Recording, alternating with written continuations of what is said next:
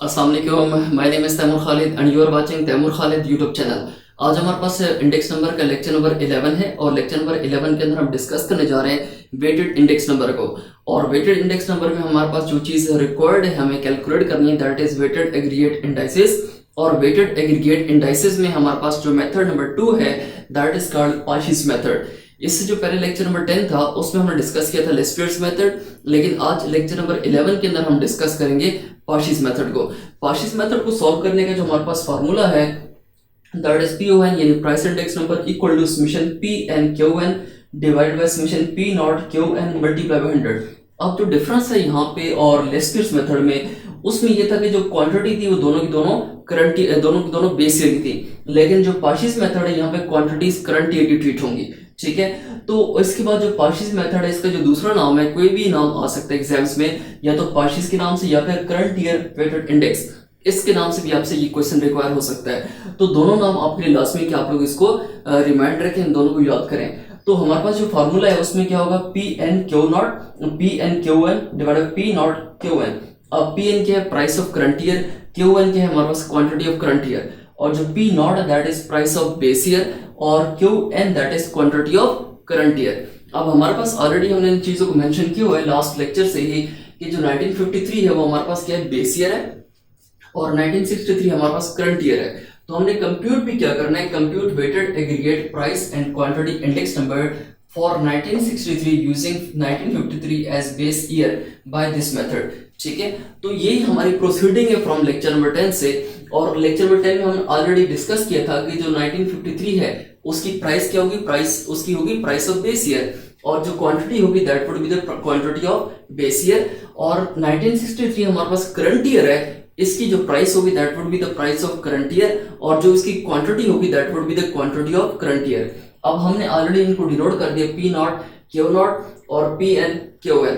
अब हमें जो रिक्वायर है यहाँ पे पार्शीज मेथड से दैट इज PN/QN, यानी PN/QN के लिए हमारे पास क्या यहाँ पे नेक्स्ट एक कॉलम ऐड होगा PN/QN, और एक और कॉलम ऐड होगा दैट इज P0/QN।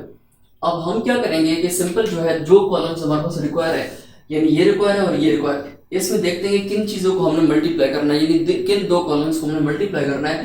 तो PN और PN हमारे पास ये कॉलम है, QN हमारे पास ये कॉलम है, यानी इन कॉलम को हमने आपस में क्या करना है, मल्टीप्लाई करना है, ताकि ये कॉलम हमारे पास प्रिपेयर हो सके। तो 10 को 40 से मल्टीप्लाई करें क्या आ जाएगा, 400 आ जाएगा। 8 को 5 से 40 आ जाएगा हमारे पास आंसर।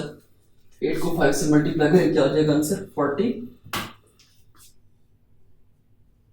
5 को 4 से 20, और 15 को 8 से हमारे पास आ जाएगा 120। सिंपल क्या करेंगे, तमाम कॉलम को ऐड अप कर लेंगे, सारी वैल्यूज को। Summation PN/QN this is equal to 400 और 40 कितना हो गया, 440, 440 प्लस 20 460, और 460 में अगर आप 20 ऐड करेंगे तो आपका 480, और ये 100 और ऐड करेंगे तो 580 हो जाएगा। ठीक है, तो 580 ये हो गया। अब P0QN यानी फर्स्ट वन कॉलम और द लास्ट वन कॉलम। ठीक है, इन दो को मल्टीप्लाई करेंगे, 2 को मल्टीप्लाई करें 40 के साथ तो 40 2 जा 80, 5 को 3 के साथ तो 5 3 जा 15, 5 को 4 के साथ 5 4 जा 20, 8 को 6 के साथ 48।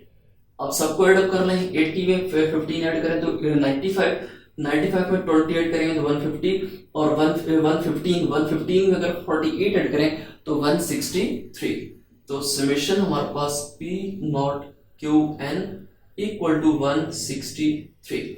अब हमारे पास कॉलम्स प्रिपेयर हो गए, सिंपल फार्मूले को उठा के हम यहाँ पर ट्रीट करेंगे, और जो रिक्वायर्ड वैल्यूज हैं वो हम उसके अंदर इंसर्ट कर देंगे। हमारे पास क्या है, पार्शीज मेथड, पार्शीज मेथड या पार्शीज आप इंडेक्स भी कह सकते हैं इसको। ठीक है, और इसका हमारा PON equal to summation PN/QN divided by summation P0QN multiply by 100। तो समेशन PN और QN और P0 और QN मल्टीप्लाई करते हैं इसको 100 के साथ, this will be treated as next line. ठीक है, अब हमारे पास इसका आंसर क्या है, पी एन क्यू एन का आंसर हमारे पास 580, आप पुट कर दें। 580 को आप डिवाइड कर दें किसके साथ, 163 के साथ, पी नॉट क्यू एन के कॉलम साथ, ठीक है। तो 163 से आप इसको डिवाइड कर दें, मल्टीप्लाई कर दें 100 के साथ। हम जरा इसको कैलकुलेट कर लेते हैं कैलकुलेटर के थ्रू। 580 डिवाइडेड बाय 163, ये हमारे पास आ गया। इसको मल्टीप्लाई कर दें 100 के साथ, तो ये हमारे पास आ गया 1356 आंसर। 356 हमारे पास रिक्वायर्ड आंसर है। अब हमारे पास जो आंसर था लेस्पियर का वो 357 था, और जो पार्शिस का आंसर है दैट इज 356। यानी लेस्पियर मेथड, पार्शिस मेथड, फिशर और मार्शल एडवर्थ मेथड, इन तमाम मेथड का जो आंसर है वो तकरीबन मिलता जुलता है, आप आस पास होता है, ज्यादा डिफरेंस नहीं होता। तो हमारे पास जो लेस्पियर मेथड है उसका आंसर क्या था, 357। जो पार्शिस मेथड है उसका आंसर हमारे पास क्या आ गया, 356। तो मतलब है कि हमारे आंसर करीब है, हमारे आंसर ठीक है। आई होप सो यहाँ तक क्लियर हो गया होगा। फिर भी अगर कोई भी कंफ्यूजन हो तो कमेंट सेक्शन में लाजमी बताइएगा, आपके कंफ्यूजन को, प्रॉब्लम को इंशाल्लाह एंटरटेन किया जाएगा। और अगर आप चैनल पर न्यू है तो चैनल को लाजमी सब्सक्राइब कर दें जाने से पहले, और वीडियो को लाइक कर दें और इसको लाजमी शेयर कीजिएगा। Thank you so much for watching. अल्लाह हाफिज, टेक केयर।